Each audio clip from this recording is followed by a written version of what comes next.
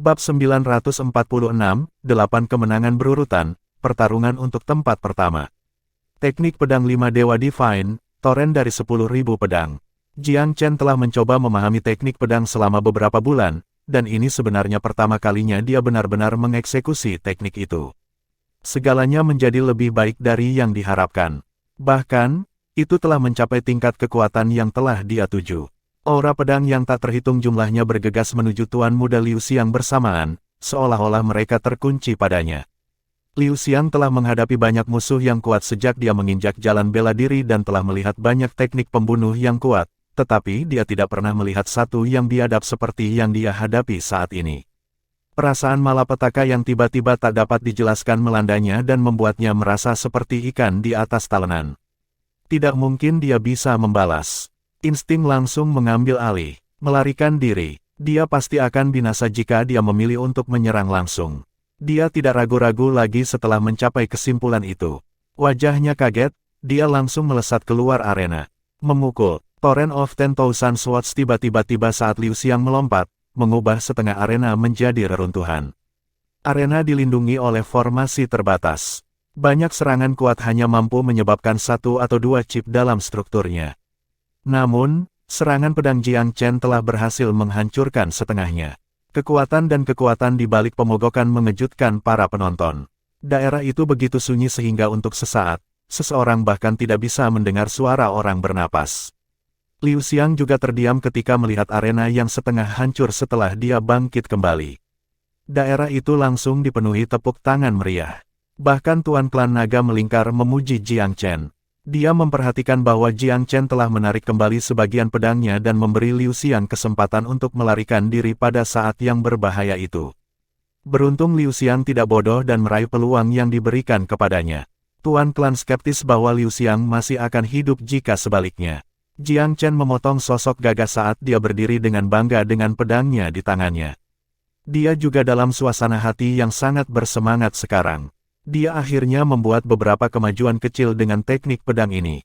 Fast Ski Divine Emperor, Junior ini akan membuat teknik Sword 5 Thunder Celap Divine kamu terkenal di dunia. Dia diliputi oleh emosi. Ini adalah teknik pedang idolanya.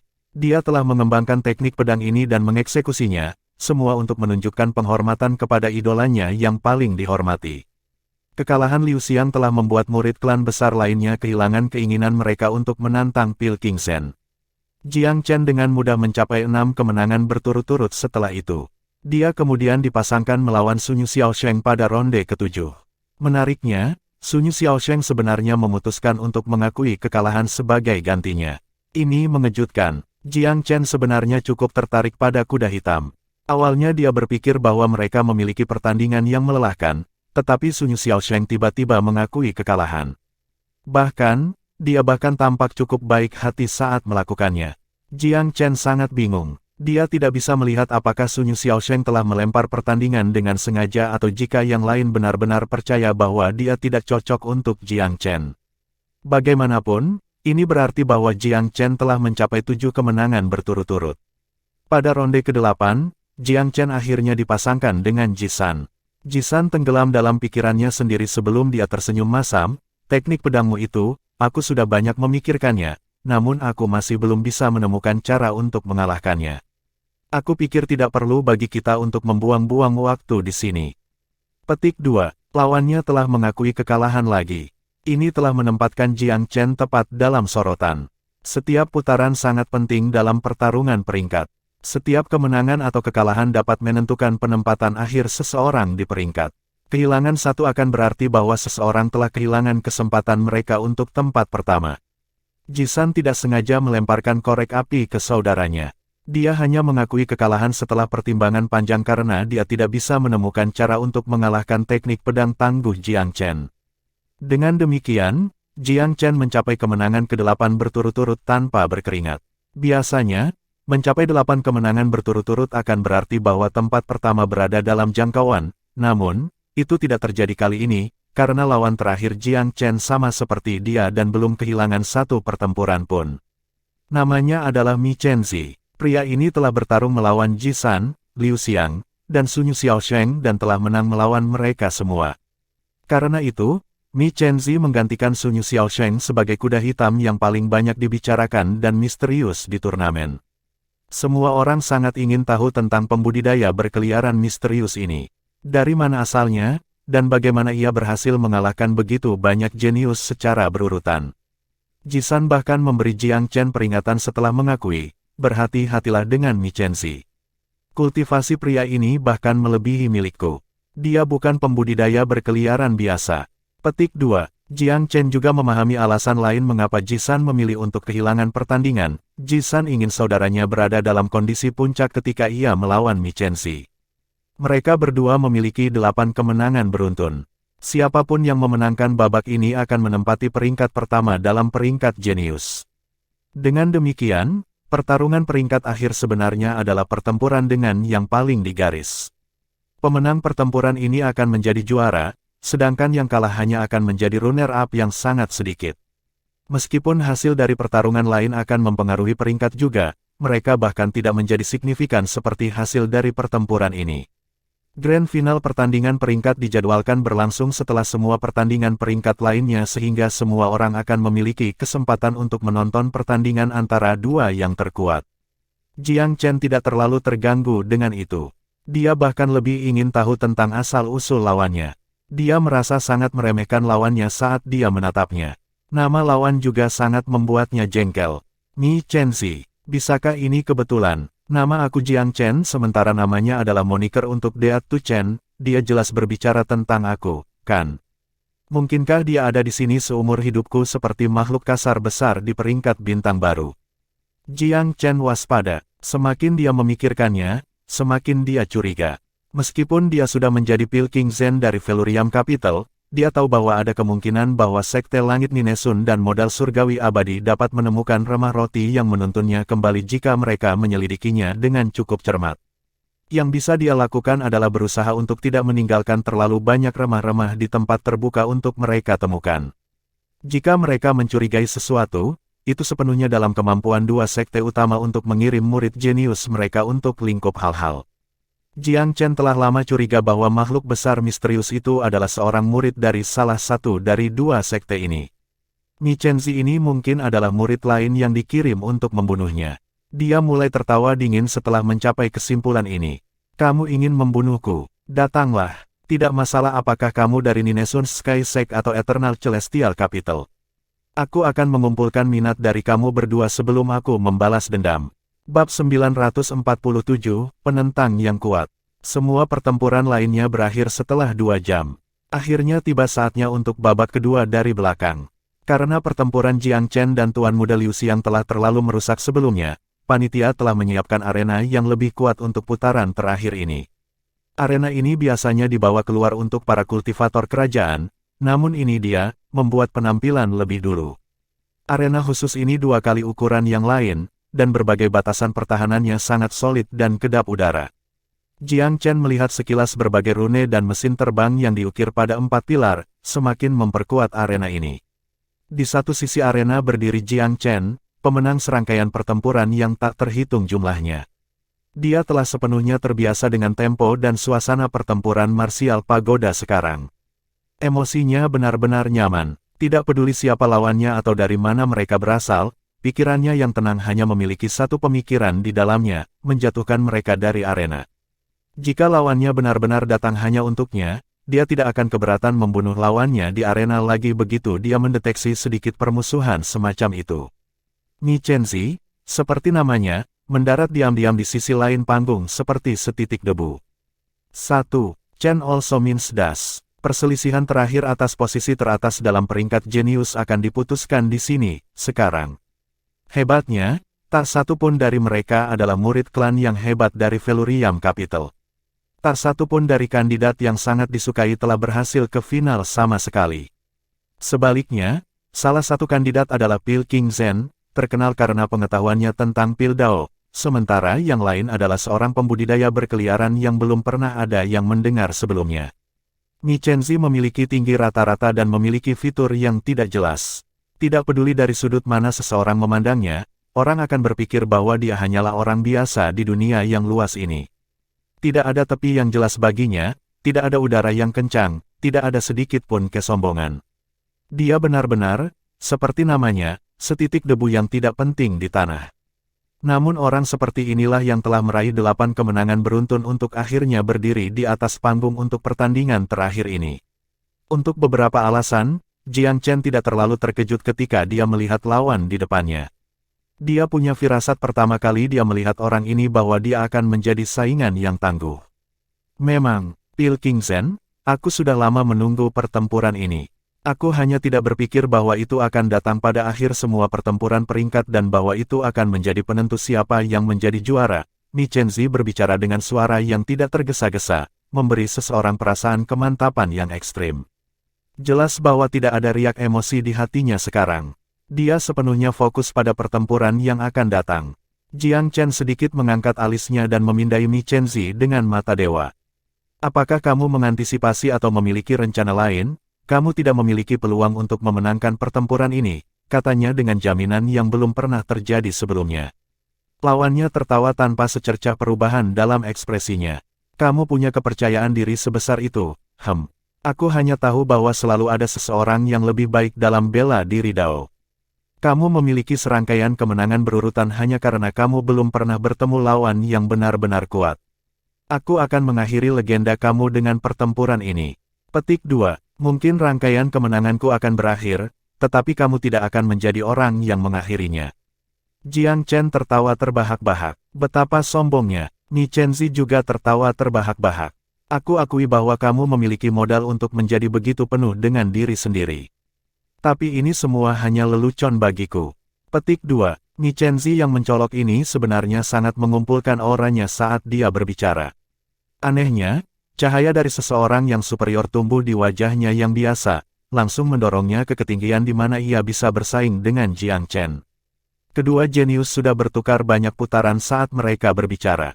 Dentang, lengan Mi Chenzi tiba-tiba bergetar sedikit ketika sinar cahaya yang tajam menerobos kekosongan, seperti kilatan petir melesat di cakrawala.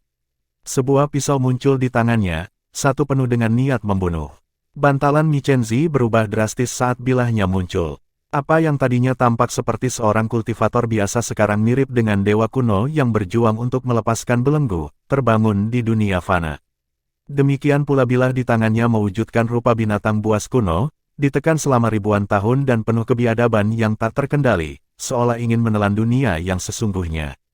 Jiang Chen telah mengerahkan sepenuhnya mata Tuhan dan kepala psikisnya. Semua inderanya telah memasuki kondisi persepsi yang sangat rumit yang memungkinkannya untuk dengan jelas mengevaluasi setiap gerakan lawannya. Mi Chenzi hanya perlu menggerakkan lengannya sedikit agar bilah tajam itu menyala dengan tajam.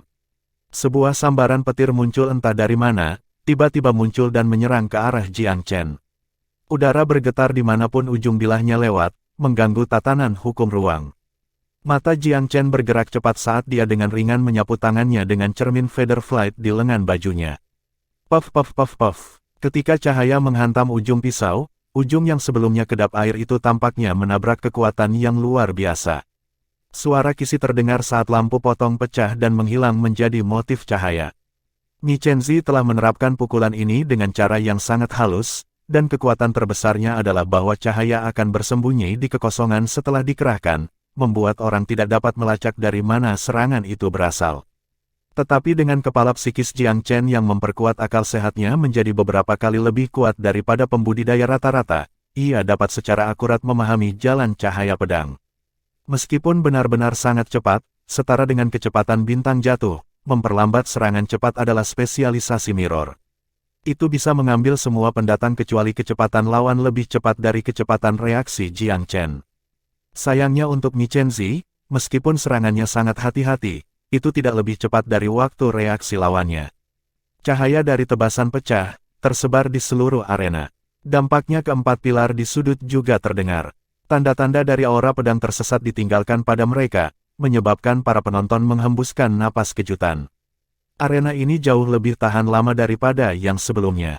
Pembatasannya juga beberapa kali lebih kuat. Namun, aura pedang Mi Chenzi masih cukup kuat untuk meninggalkan bekas pada infrastruktur. Meskipun tanda itu tidak terlalu dalam, namun tetap saja mengejutkan. Tampaknya bahkan sisa-sisa pemogokan pembudidaya pengembara ini lebih kuat daripada pemogokan penuh para jenius. Setelah semua, Hit penuh dari banyak dari mereka yang berpartisipasi dalam peringkat jenius bahkan mungkin tidak meninggalkan tanda yang begitu dalam pada pilar. Para penonton menahan napas karena gugup dan hati mereka tercekat. Banyak dari mereka masih berharap bahwa Pil King Zen akan menang. Meskipun Raja Pil itu bukan penduduk asli Velurium, ia masih dianggap sebagai salah satu dari mereka sekarang. Siapakah Mi Chenzi? Tidak ada yang tahu tentang dia. Karena dia adalah orang asing, tidak ada yang ingin dia menang. Mereka tidak ingin dia ikut kejuaraan sama sekali.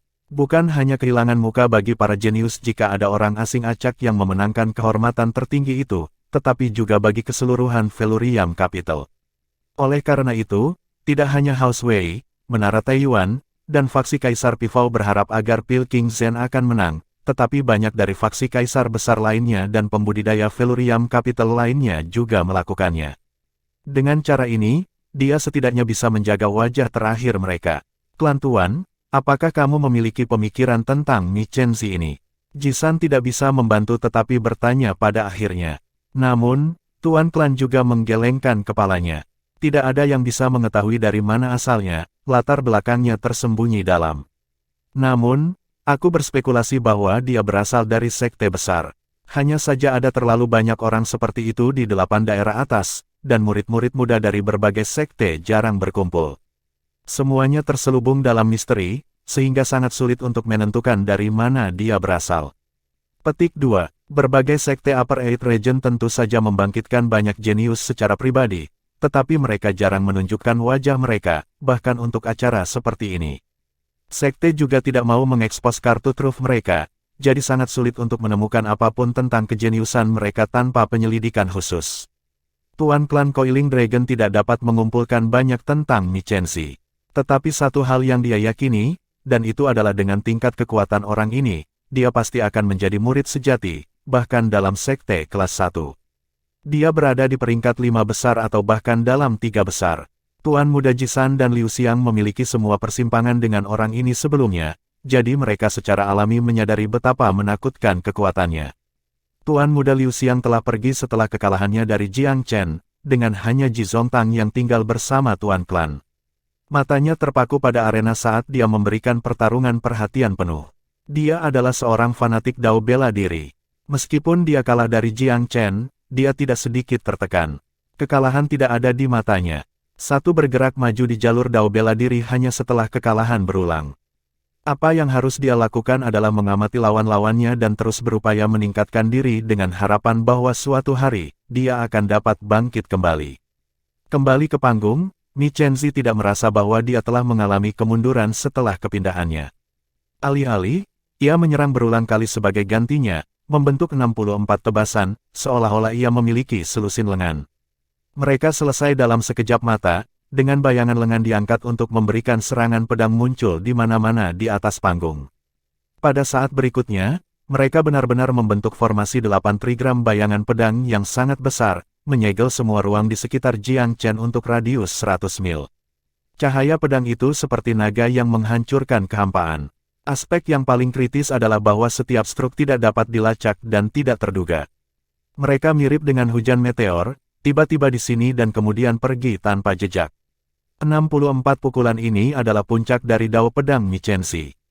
Dia mengerahkan kecepatan maksimum dan misteri yang mendalam. Bahkan mereka yang paling percaya diri pada Jiang Chen tidak bisa menahan kegugupan pada saat ini. Cahaya pedang yang menyerang dari semua front menutupi setiap sudut pendekatan, tidak ada celah sama sekali. Ketika formasi ditutup pada 10 meter jauhnya dari Jiang Chen, gambar pedang tiba-tiba semua melesat keluar dari kekosongan dan menembakkan keindahan yang menakjubkan. Aura haus darah ekstrim yang mereka pancarkan tampaknya membawa panggilan dari neraka itu sendiri.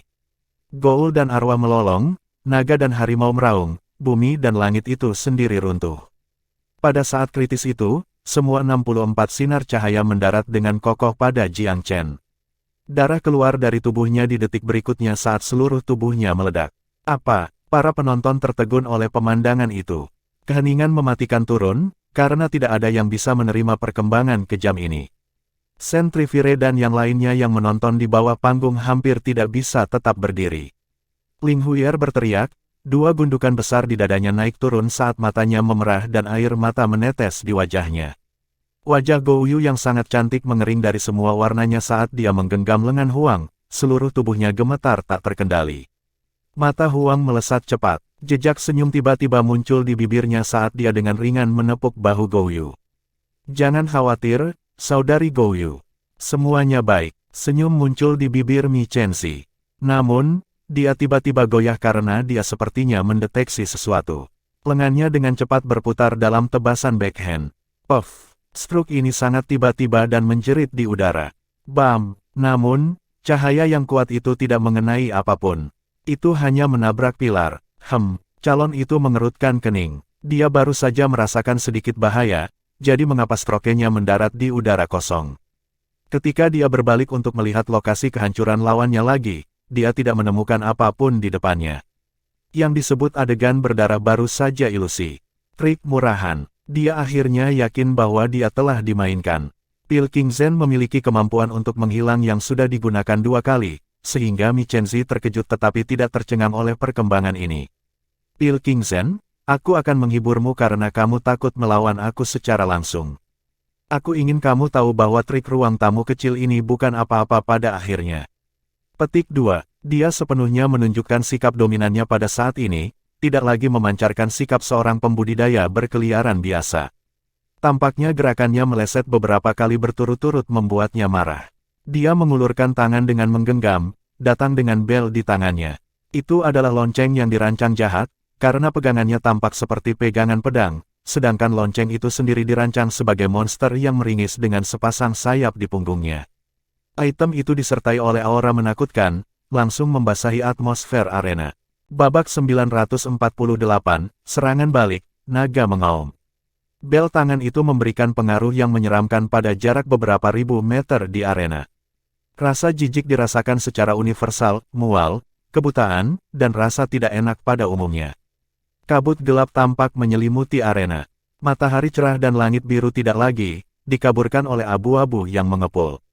Mi Chenzi mengangkat tangan kirinya tinggi-tinggi ke udara dan mengguncang bel. Dering, deringan, deringan. Suara itu digambarkan sebagai magis yang aneh.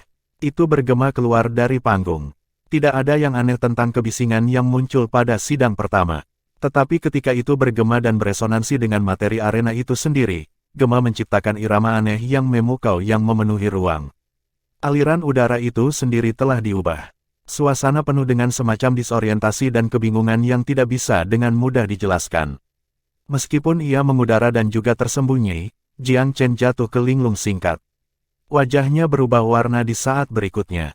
Suara bel memiliki kekuatan untuk menyerang kesadaran seseorang. Itu membawa perselisihan di hati pendengarnya. Itu juga bukan hanya serangan mental. Logam denting juga mengganggu fungsi biologis pendengarnya. Bahkan seseorang yang tenang seperti Jiang Chen telah dipengaruhi oleh kebingungan yang tak terkendali. Banyak bagian tubuhnya menjadi tidak responsif. Menguatkan hatinya dengan tekad yang dingin, Jiang Chen membawa Boulder's Heart untuk ditanggung untuk melawan efek perkusi iblis. Hiruk-pikuk lonceng itu cukup kuat. Itu tidak terbatas hanya mengganggu tubuh atau kesadaran seseorang. Itu juga menyerang sifat ganda seseorang, menyerang daging dan roh keduanya. Untuk tipe jenius yang berpikiran lembut, serangan pertama sudah cukup untuk membingungkan mereka sepenuhnya. Begitu mereka dilemparkan ke dalam kekacauan, mereka akan menjadi anggota orang mati yang hidup, sepenuhnya atas pembuangan konduktor mereka. Untuk melawan suara, Jiang Chen mengerahkan hati Boulder semaksimal kemampuannya. Sementara itu, dia punya beberapa keberatan. Mi Chenzi sudah siap. Seorang kultivator pengembara belaka tidak mungkin memiliki bel seperti ini. Harta yang bisa menyerang tubuh dan pikiran sulit didapat. Dia harus jenius dari salah satu sekte top, dan aku tujuannya. Wahyu ini membuat Jiang Chen marah. Mi Chenzi, serangan sonikmu mungkin berhasil pada orang lain, tetapi kamu tidak akan beruntung denganku. Suara dengung samar dari mulutnya berubah menjadi raungan penuh. Pada saat berikutnya, dia mendorong garis keturunannya secara maksimal, membuat gambar naga kuno muncul dari kehampaan. Itu meluncur ke cakrawala, membawa hujan dan angin setelahnya. Suara aumannya menjadi lebih dalam dan lebih kuat dengan setiap momen yang berlalu. Seolah-olah naga itu sendiri sedang mengaum. Apakah itu benar-benar raungan naga? Tak henti-hentinya dan menusuk, seruan drakonik itu membangkitkan kejutan dari setiap pengamat yang hadir. Ekspresi kagum mereka dari perubahan pertempuran berubah menjadi kejutan. Auman naga, hanya naga sejati yang bisa menghasilkan prestasi seperti itu. Gambar naga Jiang Chen sudah cukup mengejutkan, dan ada kecurigaan yang beredar apakah dia benar-benar memiliki garis keturunan atau tidak.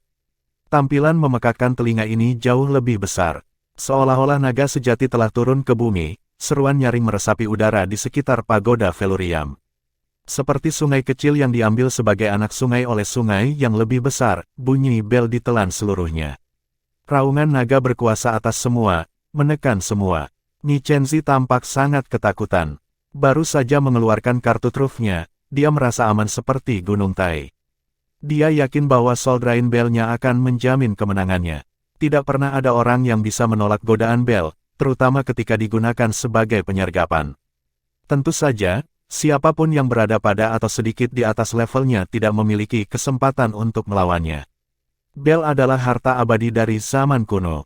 Sayangnya, perhitungan Ni Chenzi serba salah kali ini. Lawannya tidak kehilangan dirinya di bawah pengaruh Bell. Baik kesadaran maupun manusia tidak hancur, atau bahkan rusak dalam hal ini. Bahwa pertahanan yang kuat seperti itu telah disulap dalam sepersekian detik, bagaimana mungkin Ni Chenzi tidak terkejut. Serangan balik sesaat lawannya adalah yang paling membuatnya takut. Deru gemuruh yang luar biasa memakan denting Bell dengan sempurna. Kekuatan Soldrain Bell terletak pada irama khas dari catatan perkusifnya, dan mengandalkan catatan ini untuk disorientasi dan mendistorsi. Instrumen itu sendiri tidak dapat menghasilkan gelombang suara apapun yang menyaingi pita suara naga. Deru Draconic Pilking Zen seperti tsunami, meliputi dan menggabungkan semua yang ada di belakangnya. Itu pecah dan melahap suara Bell sendiri sepenuhnya. Yang terburuk adalah bahwa raungan itu sendiri menjadi ancaman yang meningkat. Gendang telinga dan kesadarannya keduanya terus-menerus diserang oleh rentetan nyaring. Tekanan yang datang dengan raungan itu bermartabat dan agung, seluas dan seluas seperti langit dan bumi itu sendiri. Perasaan jijik yang tinggi memenuhi ruang itu. Dibandingkan dengan deru ini, deringan Soldrain Bell sangat buruk, hampir seperti badut. Meskipun dia mengejek betapa anehnya lawannya, Ni Chenzi adalah orang yang merasa seperti badut setelah membandingkan keduanya. Dia tidak punya waktu untuk memikirkan lebih dari itu. Jika dia tidak merespons sekarang, kekuatan Oman itu akan benar-benar menghabisinya, merobek-robek tubuh dan kesadarannya. Raungan naga tidak hanya menyerang melalui suara saja. Ada komponen menakutkan lainnya, aura drakoniknya, dan energi-energi destruktif yang mengerikan terkandung di dalamnya. Itu adalah keberuntungan di antara kemalangan bagi Mi Chenzi sehingga Jiang Chen tidak benar-benar berlatih teknik ini. Dia telah bertindak atas saran Long Xiaoxuan sendiri ketika dia dipaksa ke sudut dekat Bell. Namun, dia memang memiliki darah naga sejati. Dengan ini, bahkan raungan perdana ini mengguncang pendengarnya sampai ke intinya. Orang-orang beberapa ribu meter keluar merasakan gunung membebani dada mereka. Mereka tidak bisa membantu tetapi mundur untuk menghindari beberapa beratnya yang menghancurkan. Di tengah badai, Ni Chenzi sepenuhnya dikelilingi oleh raungan naga. Karena Jiang Chen menggunakan kemampuan untuk pertama kalinya, ia tidak memiliki kekuatan ofensif dan daya tahan. Tetap saja, itu adalah kemampuan yang menakutkan untuk bersaing.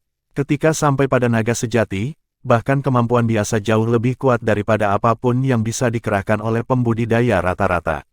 Perlombaan naga sejati adalah salah satu ras terkuat yang telah turun dari zaman kuno, memerintah di atas yang lain.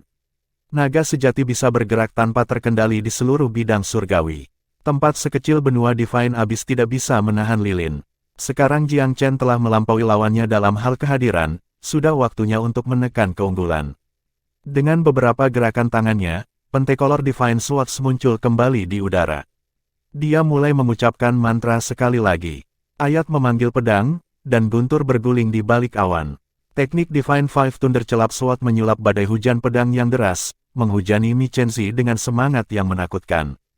Jiang Chen tidak menahan apapun saat ini. Ketika dia sebelumnya mengerahkan kekuatan 10.000 pedang melawan Tuan Muda Liu Xiang, Jiang Chen telah menyimpan sebagian kekuatannya sebagai cadangan. Dia memberi lawannya opsi untuk mundur dalam menghadapi kesulitan. Tidak ada rahmat yang ditunjukkan saat ini. Dia akan benar-benar menghancurkan lawannya dengan cara yang jujur dan terus terang. Raungan dan pedang petir adalah metode yang sangat mudah dan sederhana. Aura pedang yang menakutkan terbang ke segala arah, memotong semua cara untuk melarikan diri, semua harapan hidup. Petir dan kilat berfungsi sebagai latar belakang adegan. Seperti 100.000 prajurit ilahi, pedang itu luar biasa dan tanpa henti. Setelah menyaksikan versi tertahan dari teknik pedang yang digunakan pada Liu Xiang, Mi Chenzi menilai itu cacat dan tidak lengkap. Dia merasa bahwa Jiang Chen belum dilatih ke tingkat kesempurnaan sejati. Dia tertawa sendiri ketika melihat Jiang Chen menggunakan teknik ini sekali lagi. Itu adalah kesempatan luar biasa baginya untuk membalikkan peluangnya. Namun, ia dengan cepat menemukan kenaifannya. Ketika Jiang Chen menggunakan teknik padanya, kelemahan yang dia amati sebelumnya tidak lagi terlihat. Tidak ada kelemahan, apakah itu besar atau kecil, yang bisa dia eksploitasi. Tidak peduli ke arah mana Mi Chenzi ingin melarikan diri, setiap jalan tertutup baginya. Garis-garis aura pedang benar-benar tak ada habisnya, mereka menjadi jaringan pisau yang saling terkait, membawa petir dan guntur di belakang mereka. Setiap sisi dan sudut digabungkan untuk membentuk keseluruhan yang sempurna. Dia tidak dapat menemukan keuntungan, tidak peduli kemana arahnya. Mi Chenzi diwarnai ketakutan. Dia tahu bahwa dia tidak bisa menghindari teknik pedang lagi. Dengan tergesa-gesa, dia mengaktifkan sebuah jimat, menghancurkannya di tangannya. Sinar tembaga kemerahan menyala di seluruh tubuhnya. Pada saat berikutnya, baju zirah muncul, menutupi seluruh fisiknya dengan sisik ikan berwarna-warni di pertahanan. Menghadapinya secara langsung adalah satu-satunya pilihan. Mi Chenzi memiliki banyak kepercayaan pada jimat. Meskipun dia bergegas untuk mengaktifkannya, dia berhasil pada waktunya. Garis-garis aura pedang yang tak terhitung jumlahnya jatuh ke tubuhnya pada detik berikutnya. Ping ping ping, suara tabrakan tak berujung bisa terdengar di sekitar Mi Chenzi, brutal dalam keparahan dan volume. Sword aura mengirimnya terbang kemana-mana, tetapi ketabahan pertahanan jimat itu tidak bisa dipungkiri. Itu mungkin tidak seefektif jimat pertahanan Kekaisaran Advent, tetapi itu tidak jauh dari itu. Meskipun sangat kuat, serangan kilat pedang Jiang Chen yang tak terhitung jumlahnya gagal menembus armor mesin terbang. Mi Chenzi sekarang batuk darah pada frekuensi yang mengkhawatirkan, tetapi organ internalnya belum ditusuk. Tanda vitalnya sebagian besar dalam kondisi baik. Namun, luka-lukanya jelas cukup serius untuk membuatnya menderita. Jiang Chen mengerutkan alisnya pada pertahanan kuat lawannya. Tangannya tidak tinggal diam. Dia mengaktifkan disformasinya sekali lagi, 8 patung di dalamnya keluar dengan cepat dalam serangan baru. Dia mengambil 8 patung dari Pangeran Sangping. Modifikasi Jiang Chen telah membawa lebih banyak kemampuan mereka, semakin meningkatkan kekuatan tempur mereka. Hal terbaik tentang mereka adalah bahwa tidak perlu mencurahkan sumber daya untuk pertahanan. Terkendali oleh cakram formasi Jiang Chen, patung-patung itu mengelilingi Mi Chenzi. Sedikit terkilir dari serangan pukulan pedang, Mi Chenzi mengharapkan jendela untuk membalas. Sayangnya, agresi yang dihadapinya mantap dan keras kepala. Tidak peduli apa yang dia lakukan, dia tidak dapat membebaskan dirinya dari gerombolan patung. Yang paling memprihatinkan adalah mereka sepenuhnya mengabaikan upayanya untuk merusak mereka. Seperti harimau gila dan anjing gila, mereka menggigitnya, menunggu saat untuk melakukan pukulan terakhir. Bab 949, Kehilangan yang tidak terduga.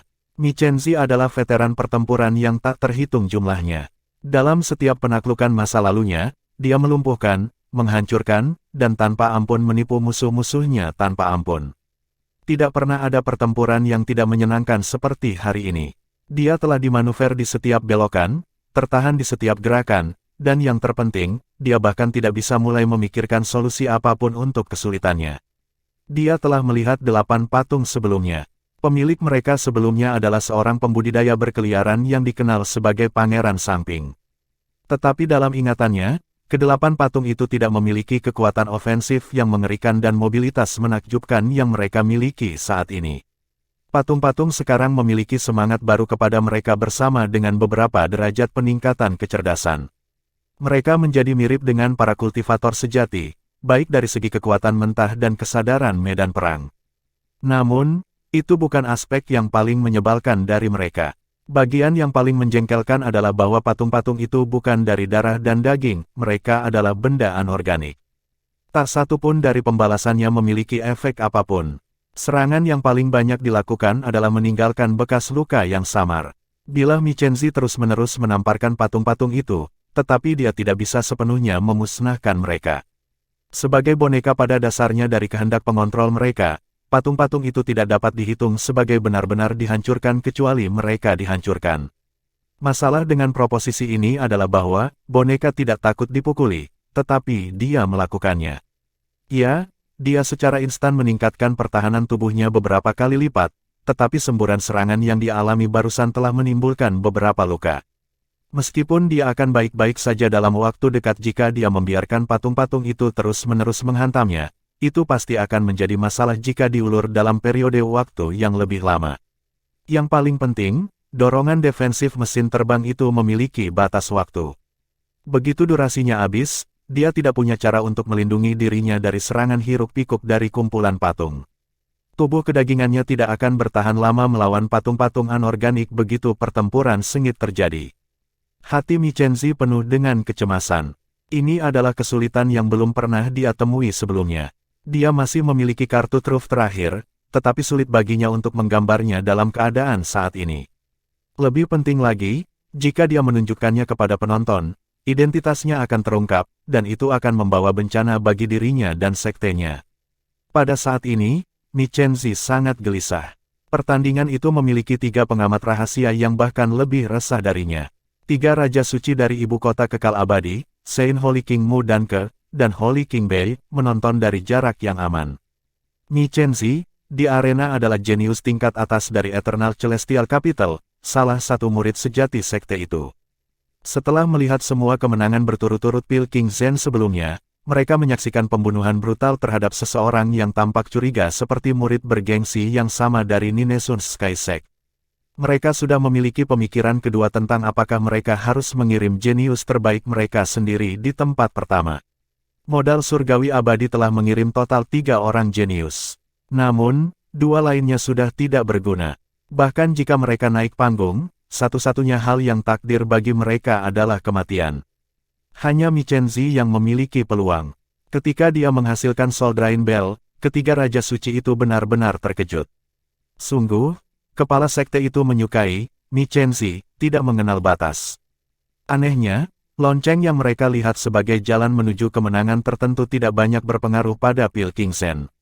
Justru sebaliknya, serangan balasan yang dilakukan Pil King Zen membuatnya lebih unggul. Gelombang demi gelombang, rentetan Raja Pil itu tak terhindarkan. Tampaknya Mickenzie mengalami sedikit kesulitan menangkal serangannya. Ketiganya terperangah dengan ini. Mereka memiliki kecurigaan sebelumnya bahwa Pil King Zen sebenarnya adalah Jiang Chen, tetapi kali ini mereka mulai menebak-nebak sendiri. Jiang Chen luar biasa, tentu saja, tetapi semua berita tentangnya menunjukkan bahwa kemampuan semacam ini di luar kemampuannya. Apakah Pil Raja Zen ini benar-benar bukan Jiang Chen? Ini adalah pertanyaan yang ada di benak setiap Raja Suci. Mengingat apa yang terjadi sejauh ini, sejujurnya sulit dikatakan. Kemampuan Pil King Zen telah melampaui perkiraan mereka sampai pada titik absurditas. Mungkinkah ada murid sejati mereka yang mengalahkan orang itu? Mungkin tidak. Apakah Jiang Chen seorang jenius yang bisa mencapai prestasi seperti itu? Pada akhirnya, Regal Pil Palace hanya sekte peringkat keempat, dan Jiang Chen hanya seorang jenius dari sekte itu. Mampu keluar dari Myriad Domain dan menghasilkan apapun di 88 Upper Region adalah 2 hal yang sangat berbeda. Bahkan ahli teori Zen Chen yang paling jenius, Saint Holy King Mu, menjadi tidak pasti. Sayangnya, keadaan saat ini sulit untuk dipulihkan. Melihat Mickenzie dalam bahaya di panggung hanya meningkatkan kecemasan 3 Raja Suci. Di antara murid terbaik Eternal Celestial Capital, Mickenzie dengan mudah masuk ke 5 besar dan bahkan merupakan pesaing yang masuk akal untuk 3 besar. Selanjutnya, dia adalah cucu dari kepala sekte. Yang terakhir sangat menyukainya. Kakak, bukankah seharusnya Mickenzie punya lebih banyak kartu truf di lengan bajunya? Bagaimanapun, dia adalah cucu kepala sekte. Apakah terus menganggap Jiang Chen pemukulan satu-satunya hal yang bisa dia lakukan? Petik 2. Aku pikir kepala sekte tidak akan membiarkan Mickenzie mengambil risiko besar dengan datang ke sini tanpa persiapan yang diperlukan. Saint Holy King membalas dengan senyum masam. Dugaanku ada pada dia menunggu jendela serangan balik. Dengan hal-hal seperti saat ini, itulah satu-satunya hal yang bisa mereka harapkan. Di arena yang tepat, Jiang Chen terlihat santai dan santai. Dalam kenyataannya, ia terus-menerus mengamati sekelilingnya. Dia sedang menunggu kesempatan untuk mendaratkan pukulan pembunuhan. Dia tidak lagi memiliki keraguan bahwa lawannya adalah utusan dari sekte musuh. Sekte Renaissance Sky, Eternal Celestial Capital, atau Pilvire City, pasti salah satunya. Wilayah Great Scarlet Meat memusuhi dia juga, tetapi dia yakin bahwa tidak ada jenius dari itu bisa mencapai tingkat Mi Chenzi berada, maka hipotesisnya tentang asal-usul orang lain. Adapun yang mana, Jiang Chen tidak tertarik untuk mencari tahu. Dia hanya punya satu pikiran dalam pikiran, untuk membunuh lawannya sebelum dia bisa meninggalkan panggung. Sasaran dari niat membunuh ini merasakan motif Jiang Chen, disposisinya berubah menjadi serius. Untuk sesaat, gerakannya menjadi lebih dijaga, dan dia hampir bisa mempertahankan keseimbangan defensif. Jiang Chen mulai melakukan curah pendapat tentang cara memecahkan kebuntuan ketika dia melihat ini.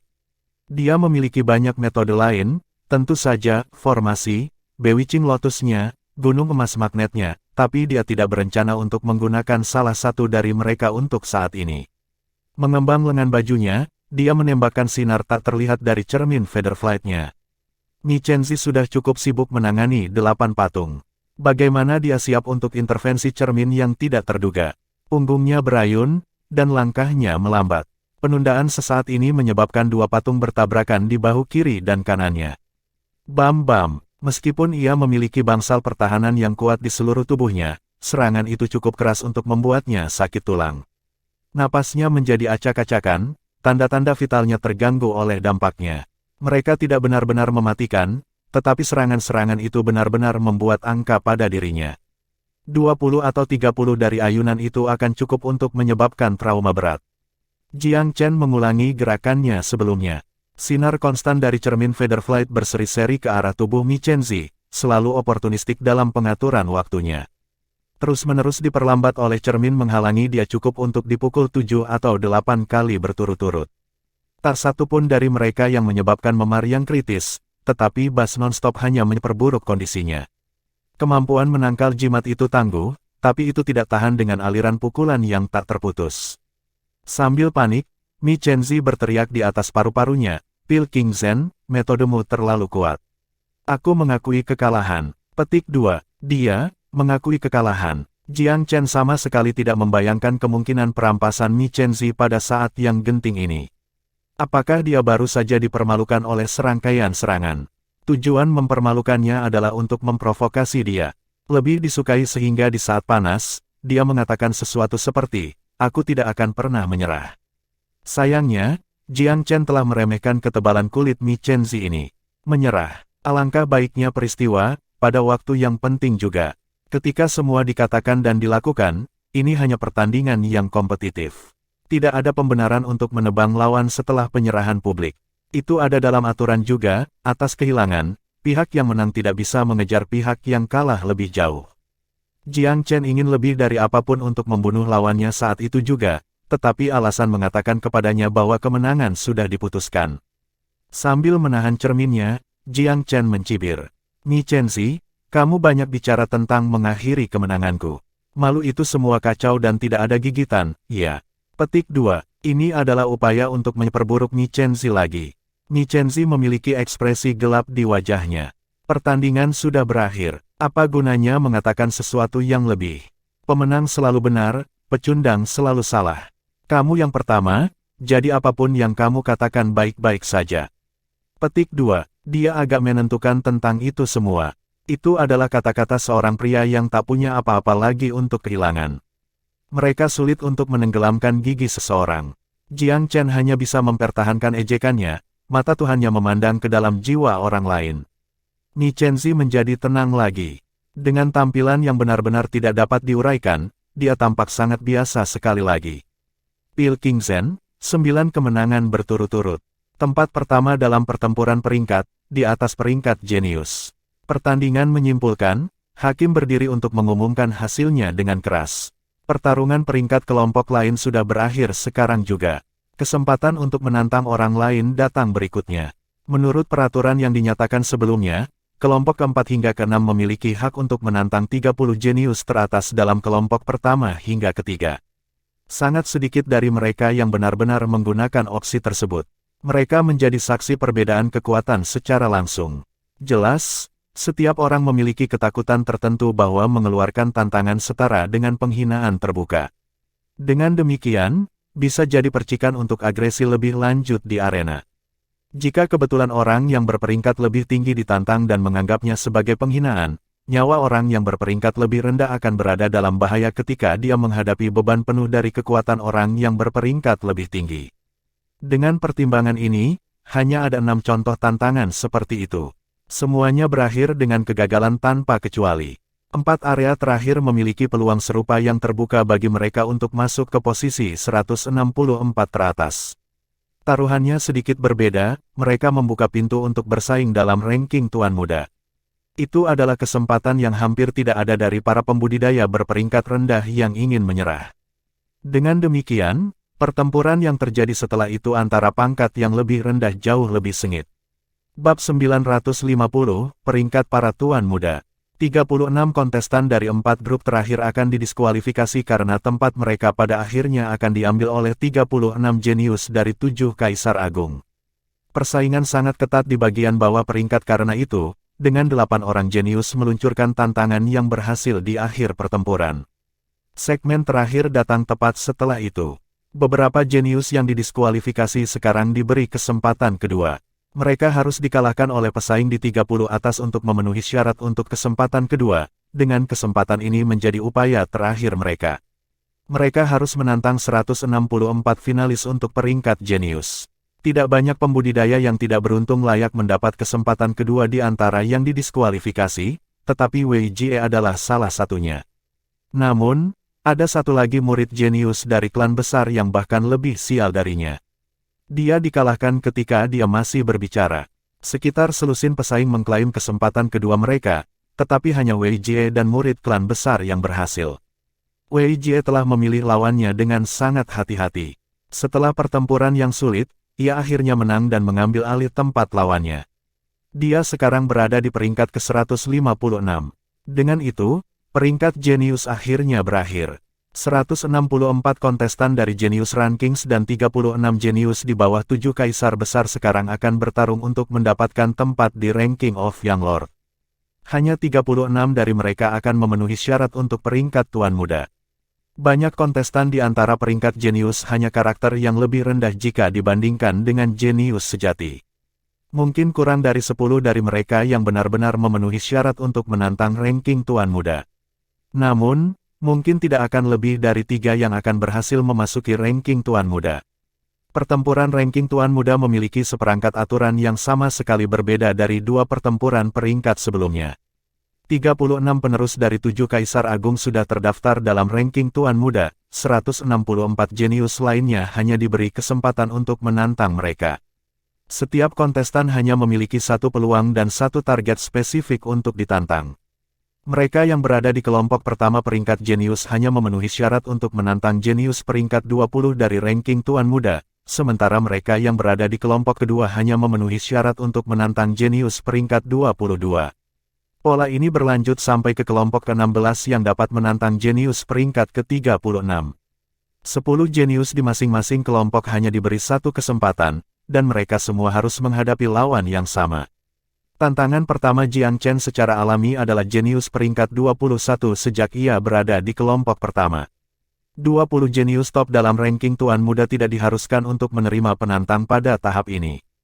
Hanya mereka yang peringkat 21-36 diharuskan mempertahankan tempat mereka di ranking Tuan Muda sebagai penguasa arena. Tahap turnamen ini sering berakhir dengan kekalahan total dari semua penantang di turnamen sebelumnya. Sebenarnya, itu adalah hal biasa bagi para jenius yang berafiliasi dengan kaisar-kaisar besar untuk menduduki semua tempat di ranking para Tuan Muda. Namun kali ini, banyak yang optimis bahwa beberapa mungkin dapat mengatasi tantangan ini. Semua orang menaruh harapan pada kelompok pertama. Aturan tantangannya cukup brutal. Jika seorang jenius dalam kelompok pertama berhasil mengalahkan kandidat peringkat 21, jenius lain dalam kelompok pertama harus naik daftar dan menantang jenius peringkat ke-20 di peringkat. Jika dua entah bagaimana bisa berhasil, maka sisanya harus menantang jenius peringkat ke-19. Aturan yang sama juga berlaku untuk kelompok lain. Namun, kemungkinan kelompok lain dapat berhasil mendekati 0. Orang jenius yang berhasil memenangkan tantangan secara historis berasal dari kelompok pertama. Mereka yang bahkan tidak bisa masuk 10 besar tidak mungkin mengalahkan lawan mereka di ranking Tuan Muda. Para jenius di kelompok pertama sudah bertarung di antara mereka sendiri. Sekarang, musuh bersama mereka adalah jenius peringkat 21. Namanya Gu Zenshan, murid sejati Kaisar Mountain Crush. 1. Gu Zenshan's name also means Mountain Crush. Gu Zenshan memiliki tingkat kultivasi yang sangat mengesankan, dan menduduki peringkat ketiga di antara para jenius di bawah Kaisar Mountain Crush. Namun, Jiang Chen sepertinya tidak tahu banyak tentang dia. Orang-orang jenius di bawah Kaisar Besar tidak sering terlibat dengan rakyat jelata. Sejumlah besar warga di Velurium Capital bahkan tidak akrab dengan Tuan Muda ini. Para bangsawan muda ini mengejar dao mereka sendiri dan punya rencana sendiri. Mereka yang membuat profil tinggi lebih terkenal, tetapi mereka yang menjaga profil rendah sangat tertutup sehingga bahkan rekan-rekan mereka tidak yakin dengan level kultivasi mereka. Para jenius dalam ranking Tuan Muda sebenarnya diberi peringkat oleh 7 kaisar besar setelah diskusi internal di antara mereka sendiri. Namun, ini juga berarti bahwa peringkat terkadang tidak mencerminkan kemampuan mereka yang sebenarnya. Jenius pertama yang menantang Gu Zenshan adalah alkemis Si dari Rising Tide Clan. Jiang Chen memiliki beberapa kesan tentang alkemis Si. Alkemis Si sebenarnya cukup berbakat dalam pil dao. Namun, sang alkemis tampaknya lebih menikmati pil dao, dan sebenarnya salah satu yang terlemah di antara 10 besar dalam peringkat jenius. Ini tentu saja berarti bahwa dia bahkan tidak mampu memberikan pemanasan bagi Gu Zenshan. Dia segera dikeluarkan dari arena hanya dalam 3 serangan. Bukan karena alkemis Si sangat lemah sehingga dia bahkan tidak bisa menangani 3 gerakan dasar dari Tuan Muda. Jiang Chen bisa mengatakan bahwa Gu Zenshan telah menggunakan teknik yang sangat kuat sejak awal untuk memberi contoh. Dia ingin menakuti pesaing lain dengan kekuatannya dan menunjukkan perbedaan di antara mereka. Dia telah membunuh seekor ayam untuk menakut-nakuti monyet, jadi untuk berbicara. Cukup benar, beberapa jenius di baris berikutnya setelah alkemis Si juga mudah dikalahkan. Mereka bahkan tidak bisa bertahan lebih dari 15 menit. Jiang Chen mulai memahami Gu Zenshan sedikit lebih setelah perkelahian ini. Dia layak menjadi murid sejati seorang kaisar besar karena bakatnya yang luar biasa, tetapi dia hanya sedikit terlalu picik dan berpikiran sempit. Dia jelas bukan orang yang akhirnya akan berhasil Kaisar Mountain Crush. Tentang ini, Jiang Chen cukup yakin. Dia adalah hakim karakter yang adil. Gu Zenshan tidak ditakdirkan untuk menjadi patriark klan kaisar yang hebat, tetapi agaknya kandidat yang lebih tua. Orang-orang terus menantangnya, tetapi mereka semua kalah. Segera giliran Tuan Muda Liu Xiang untuk menantangnya, yang dia masih kalah setelah berjuang keras. Menurut aturan, penguasa arena diizinkan beristirahat selama beberapa jam setelah setiap 3 putaran. Itu sudah kemenangan ke-6 berturut-turut Gu Zenshan pada saat dia mengalahkan Liu Xiang. Dia memutuskan untuk beristirahat ketika dia mempertimbangkan sulitnya pertempuran sejak saat itu. 4 pesaing yang tersisa adalah Sunyu Xiaosheng, Ji San, Mi Chenzi, dan Jiang Chen. Untuk mencegah akumulasi kelelahan dari pertarungan sebelumnya, Tuan Arena diberikan pilihan untuk istirahat 6 jam setelah setiap pertempuran sejak putaran kelima dan seterusnya. Ini untuk mencegah keletihan dan juga untuk mencegah orang yang berada di barisan depan mendapat keuntungan yang tidak adil. Setelah 6 jam berlalu, giliran Sunyu Xiaosheng.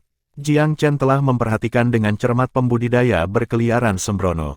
Ini adalah pertarungan yang mungkin bisa hilang Gu Zenshan. Seperti yang diharapkan, Gu Zenshan memulai pertarungan dengan mencoba membanjiri Sunyu Xiaosheng dengan berbagai serangan. Namun, Sunyu Xiaosheng mampu menekan serangan dengan kemampuan atasannya untuk mengendalikan aliran pertempuran. Gu Zenshan merasa seperti menumpahkan pukulan ke tumpukan kapas. Sunyu Xiaosheng mampu mengendalikan arus pertempuran pada tingkat yang sangat menakutkan. Metode Gu Zenshan yang mencoba dan benar untuk mengalahkan lawan-lawannya dianggap tidak berguna, karena dia tidak bisa mengeluarkan kekuatan penuh dari pukulannya. Itu bisa menjadi pertandingan yang sangat menghibur jika Gu Zenshan dipasangkan dengan lawan yang sama dengannya. Namun sayangnya, ia berpasangan dengan Sunyu Xiaosheng. Setiap serangan hanya membuatnya semakin frustrasi dan tertekan. Namun, ia masih merupakan penerus seorang kaisar besar pada akhirnya. Setelah serangkaian pertukaran pahit, ia akhirnya memutuskan untuk menggunakan kartu truf dari murid sejati seorang kaisar yang hebat. Melalui kekuatan peralatannya, ia mampu menekan Sunyu Xiaosheng dan mengalahkannya di saat kecerobohan. Sunyu Xiaosheng mendapatkan rasa hormat dari semua orang yang hadir terlepas dari kehilangannya. Seorang kultivator pengembara mampu masuk ke 10 besar dari peringkat jenius dan hampir membuatnya menjadi ranking dari Tuan Muda. Jika Gu Zenshan tidak mengalahkan lawannya melalui kekuatan peralatannya, tidak ada yang bisa mengatakan bagaimana pertarungan itu mungkin berakhir. Semua orang yang hadir sangat percaya bahwa Sunyu Xiaosheng telah menarik perhatian 7 Kaisar Agung, meskipun dia belum masuk dalam ranking Tuan Muda. Jika dia memanfaatkan kesempatan ini dengan baik, dia mungkin bisa mengalami kenaikan meteorik dan menjadi murid sejati Kaisar yang hebat. Dia tidak berada di bawah Gu Zenshan dalam hal bakat murni dan naluri berperang. Dia hanya kalah karena perbedaan antara peralatan mereka. Begitulah cacatnya menjadi seorang pembudidaya berkeliaran. Ini hanya membuat Jiang Chen semakin penasaran. Sunyu Xiaosheng jelas telah diajar oleh master yang luar biasa hebat, jadi mengapa peralatannya sangat tidak memadai. Jelas bahwa dia hanya menggunakan jenis peralatan yang bisa diakses oleh petani yang berkeliaran. Jiang Chen berteori bahwa Sunyu Xiaosheng mungkin telah diajarkan oleh seorang guru yang tangguh, tetapi dia tidak termasuk dalam klan atau sekte yang kuat. Karena Sunyu Xiaosheng dikalahkan, sekarang giliran Jisan untuk menantang Gu Zenshan. Gu Zenshan tidak lagi berani meremehkan lawan-lawannya. Dia memilih untuk beristirahat daripada menerima perkelahian berturut-turut, karena lawan-lawannya tidak lagi bungkuk. Jisan juga bukan tipe orang yang memanfaatkan kelemahan orang lain. Sementara lawannya sedang beristirahat, dia berkonsultasi dengan Jiang Chen tentang metode dan kemampuan bela diri Gu Zenshan. Jiang Chen berhasil memberikan petunjuk yang sangat penting bagi Jisan, karena ia sangat pandai dalam pengurangan. Agar Jisan memiliki kesempatan menang, mereka sepakat bahwa ia harus menekan keunggulan peralatan Gu Zenshan terlebih dahulu.